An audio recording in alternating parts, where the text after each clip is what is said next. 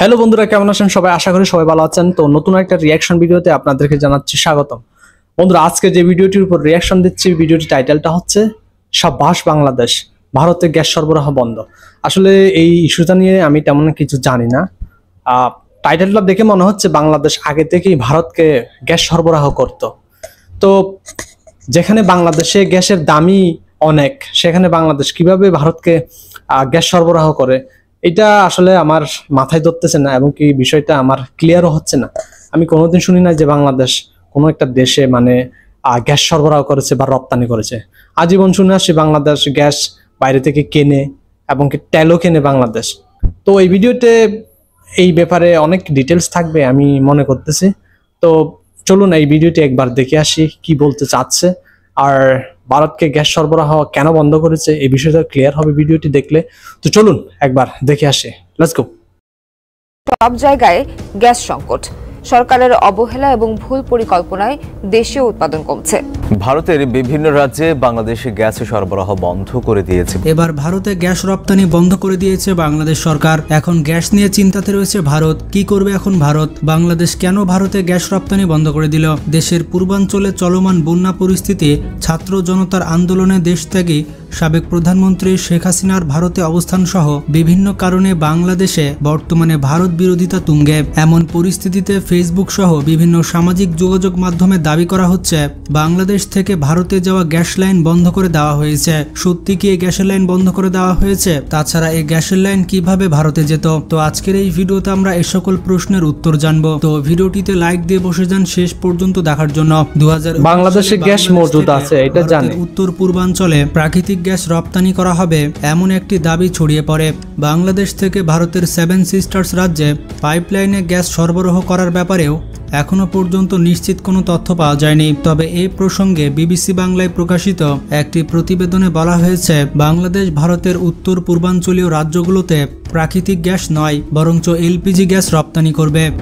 ও মানে বোতল গ্যাস, তাহলে পাইপলাইনে করে গ্যাস যায় না, বোতল গ্যাস যায়। সফরে যান সাবেক প্রধানমন্ত্রী শেখ হাসিনা। ভারতের দিল্লিতে শেখ হাসিনা ও নরেন্দ্র মোদী বৈঠক করেন। ওই বৈঠকে বাংলাদেশ ভারতের উত্তর পূর্বাঞ্চলে এলপিজি রপ্তানি করার ব্যাপারে সমঝোতা হয় এবং এলপিজি রপ্তানির জন্য একটি প্রপার বেরো উদ্বোধন করে শেখ হাসিনা এবং নরেন্দ্র মোদী।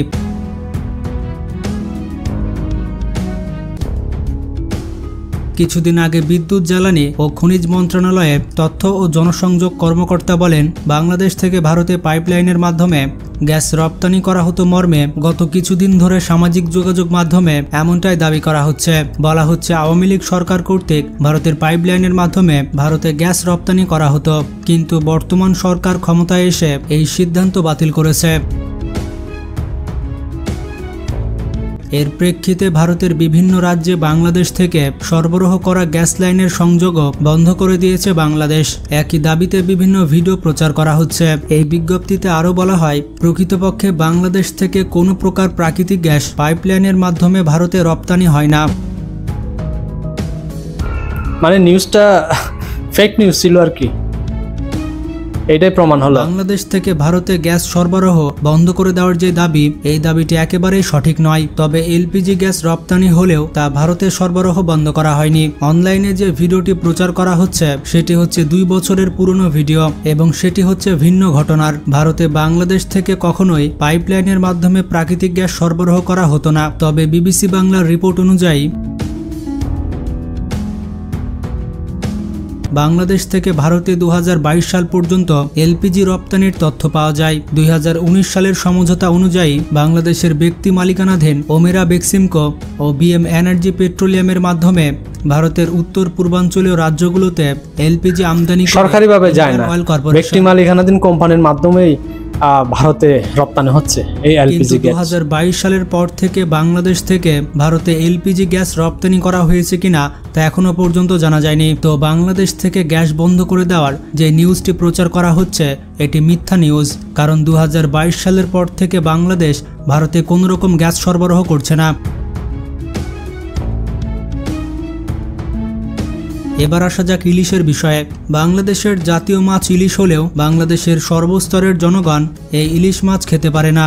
বর্তমানে ইলিশ মাছ ধরা কম পড়ছে কিংবা পদ্মায় ইলিশের সংখ্যা কমে গিয়েছে। বিষয়টি মোটেও এমনটা নয়। বাংলাদেশিরা ইলিশ খেতে পায় না, তার কারণ হচ্ছে প্রতিবেশী রাষ্ট্র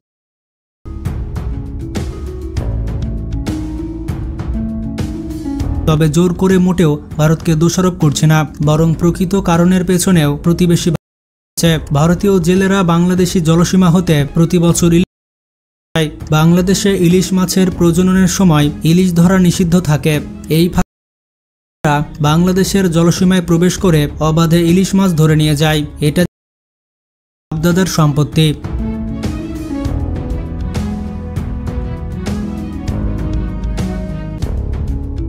তাদের এই কর্মকাণ্ডের ফলে ইলিশ মাছের প্রজনন কমে যায়, সেই সাথে বাংলাদেশের মানুষ ইলিশ থেকে বঞ্চিত হয়। পদ্মা নদীতে যে সকল ইলিশ ধরা পড়ে তাও বাংলাদেশিদের কপালে জুটে না, কারণ করতে প্রতি বছর শেখ হাসিনা টনের পর টন মাছ ভারতকে উপহার দিয়ে এসেছে। রপ্তানি পণ্য হিসেবে ইলিশ নিষিদ্ধ থাকলেও শেখ হাসিনা পশ্চিম বাংলার ইলিশের ব্যবস্থা করতেন বাংলাদেশিদের হক মেরে।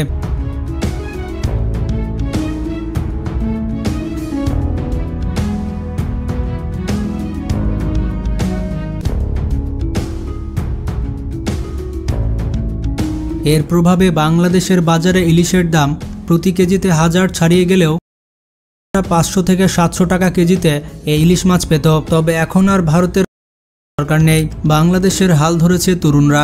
ফলে বাংলাদেশের হক নিশ্চিত করতে ইলিশ পাঠানো চিরতরে বন্ধ করা হয়েছে।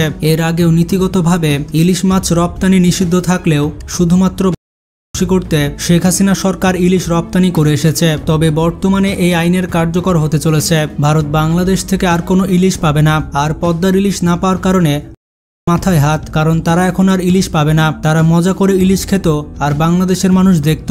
এখন বাংলাদেশের মানুষ খাবে আর তারা বসে বসে।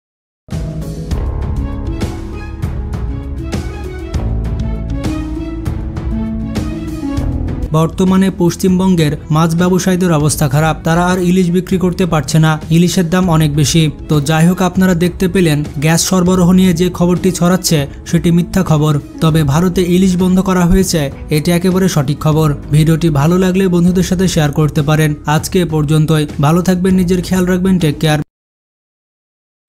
তো ডাউটটি ক্লিয়ার হলো, বাংলাদেশ পাইপলাইনে গ্যাস সরবরাহ করে না ইন্ডিয়াতে, বরঞ্চ ব্যক্তি মালিকানাধীন ওমেরা গ্রুপ বোতল গ্যাস রপ্তানি করছে, তাও আবার 7 সিস্টার্সের ওই দিকে।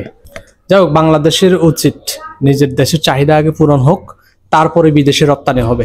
এইটা যদি নিশ্চিত করা যায় তাহলে কিন্তু সবাই কম দামে গ্যাস পাবে এবং কম দামে ইলিশ পাবে। তো বন্ধুরা, ভিডিওটি কেমন লেগেছে অবশ্যই কমেন্ট সেকশনে জানাবেন। আজকের ভিডিওটি আমি এখানে শেষ করছি। যদি এই ব্যাপারে কিছু বলার থাকে আপনাদের, অবশ্যই কমেন্ট সেকশনে জানাবেন। ভিডিওটি ভালো লাগলে লাইক করবেন, শেয়ার করবেন। তো এখানে বিদায় নিলাম আজকে। সবাইকে অসংখ্য ধন্যবাদ। ভালো থাকবেন সবাই।